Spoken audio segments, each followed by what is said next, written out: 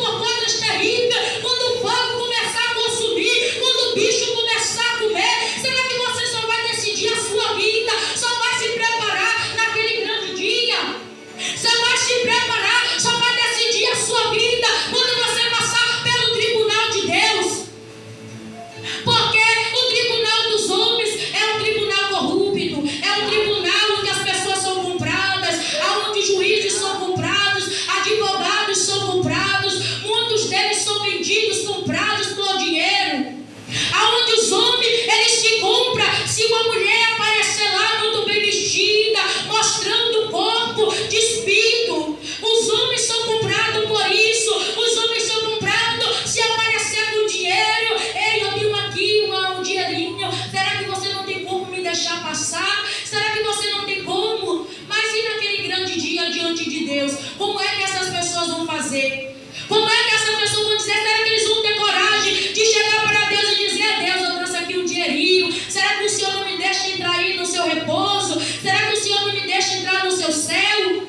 Mas o nosso Deus tem um olho de chama de fogo, irmão. O nosso Deus, ele não se engana. O nosso Deus é um Deus de justiça. O nosso Deus, ele não se deixa enganar.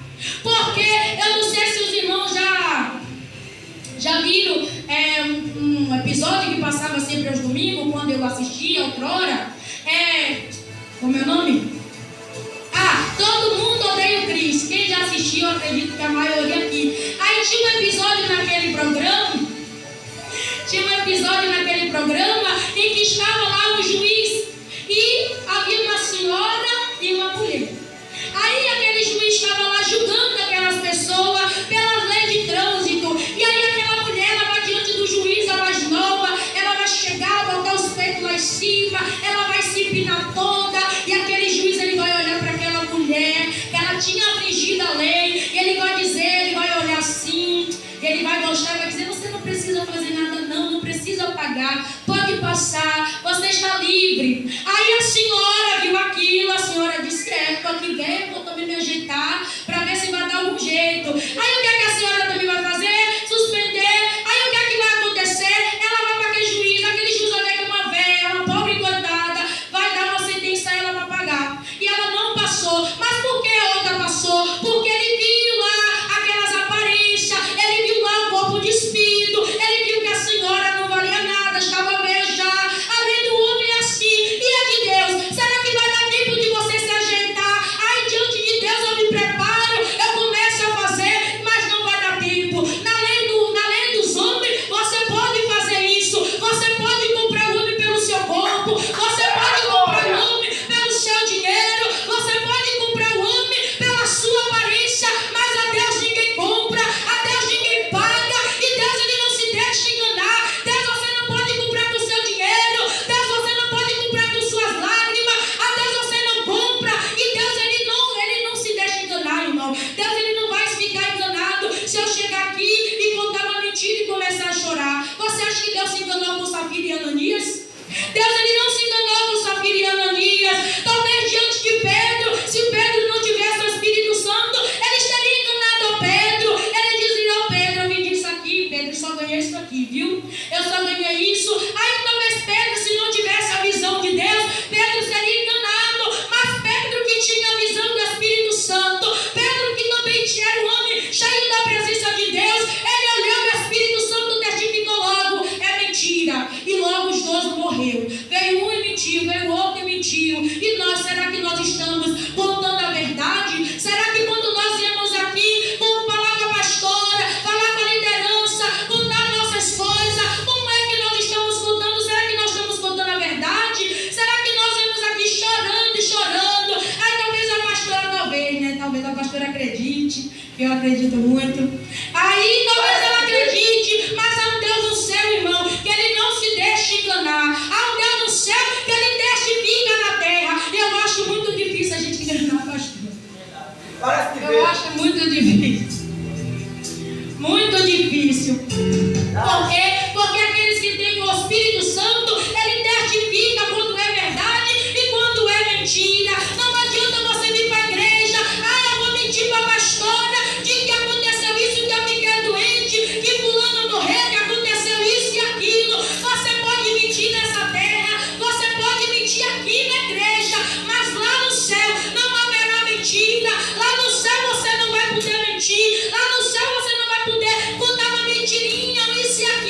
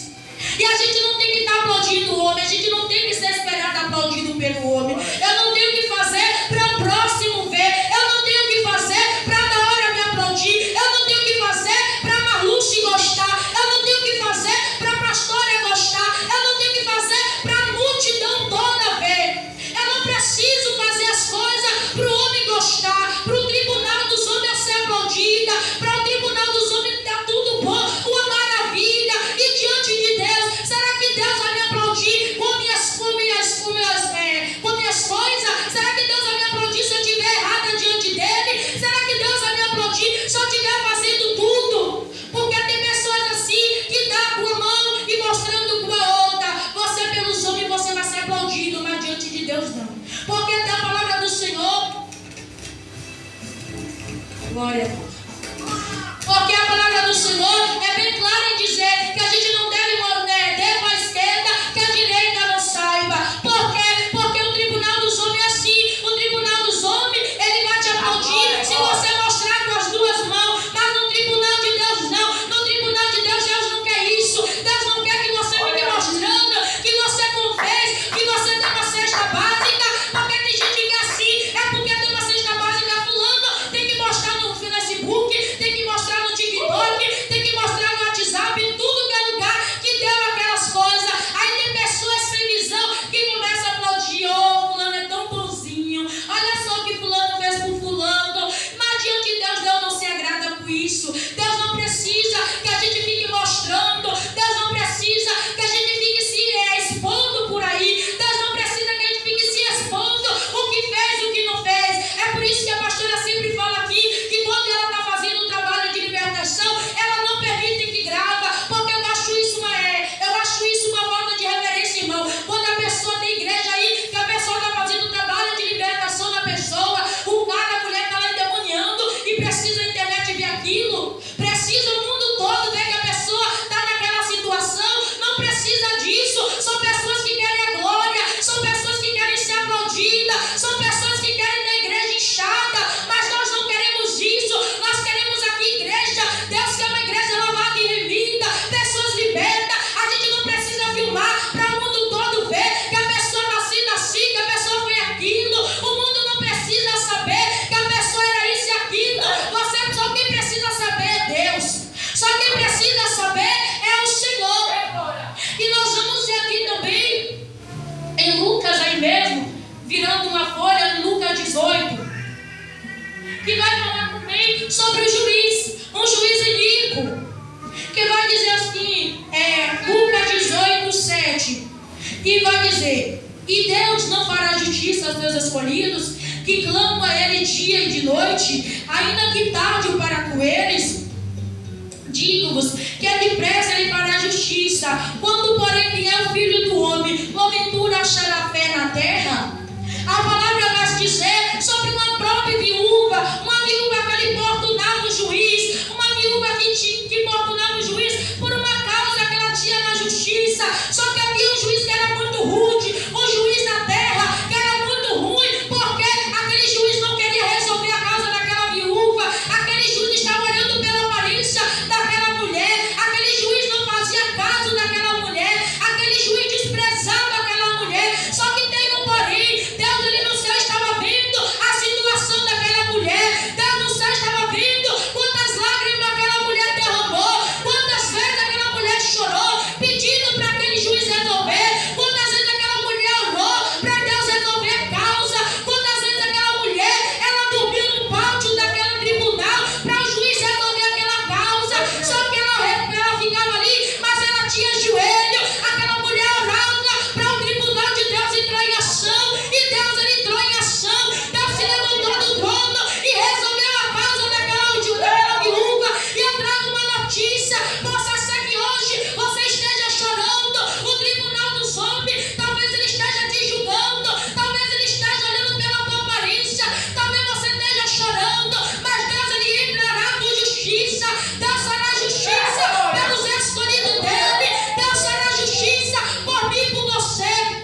Porque a palavra vai dizer que aquele juiz era tão iníquo, tão ruim, tão miserável, que ele olhava para aquela viúva e ele não queria resolver. Mas aquela viúva insistia, aquela viúva ela insistia, ela orava, jejuava e buscava a Deus. E olha só o que aconteceu. A Bíblia vai dizer que aquele juiz ele olha para si e vai dizer, olha só o que ele vai dizer: todavia, como essa viúva me molesta, hei de fazer justiça, para que enfim não volte a me importunar muito. Olha só o que aquele juiz vai dizer: eu vou resolver a causa dessa mulher está me importunando, essa mulher só vive na minha porta, essa mulher não me deixa nem dormir, essa mulher fica todo dia me tormentando para eu resolver aquela causa. Mas você acha que aquele juiz resolveu porque ele quis? Você acha que aquele juiz resolveu só porque ele orou? Ele olhou para aquela viúva e viu que ela só estava lhe importunando? Claro que não.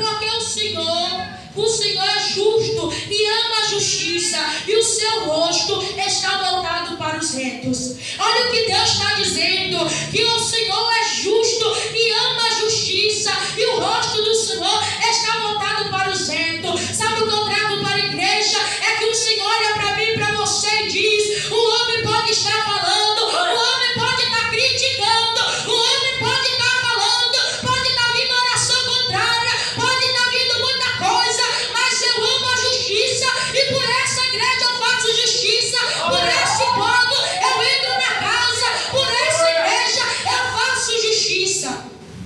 E Deus, ele faz justiça pelos seus escolhidos. Deus, ele faz justiça pelos aqueles que ele ama. E Deus nos ama.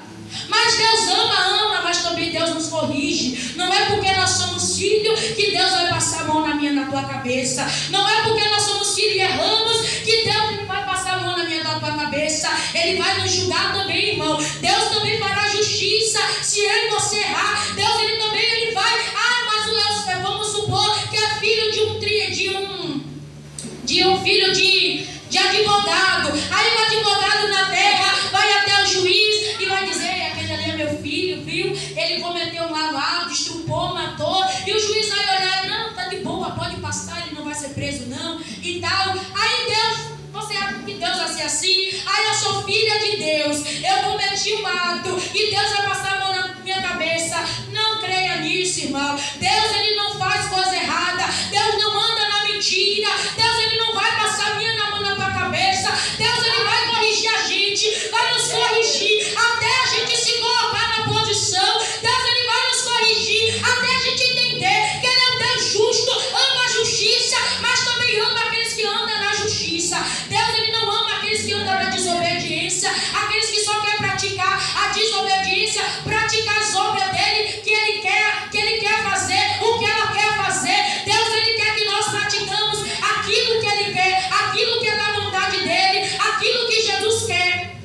Então, que a gente não venha precisar ser aplaudido pelo homem, que a gente não venha ser aplaudido pela multidão, pelo homem, porque Jesus, irmão, nós vamos ver aqui que Jesus, ele nunca quis aplauso de ninguém. Jesus estava sempre na multidão, sempre cercado por multidão, mas ele nunca quis que as pessoas aplaudissem, nunca quis a glória, tanto que quando Jesus, ele fazia a obra, ele dava graças a Deus, ele orava ao Pai, ele pedia permissão ao Pai, ele buscava ao Pai. Ele nunca queria que a multidão visse, porque ele era Deus, ele podia fazer, mas ele sabia que Deus era o Pai dele e que ele pedia permissão. E será que nós estamos pedindo a direção a Deus? Será que nós primeiro buscamos a Deus para fazer certas coisas? Será que nós não metemos a cara? A gente não toma decisões precipitadas, a gente não faz tudo, mete a cara e depois quebra a cara e depois volta chorando. Que a gente não venha ser assim, que a gente primeiro venha buscar a direção de Deus, que a gente não venha buscar ser aplaudido pelo homem na terra, mas que a gente venha fazer as obras, para que quando a gente chegar naquele grande dia, no tribunal de Deus, que a gente não venha ser reprovado, mas que nós venhamos ser aprovados, amém? E assim eu convido a igreja a estar de pé em nome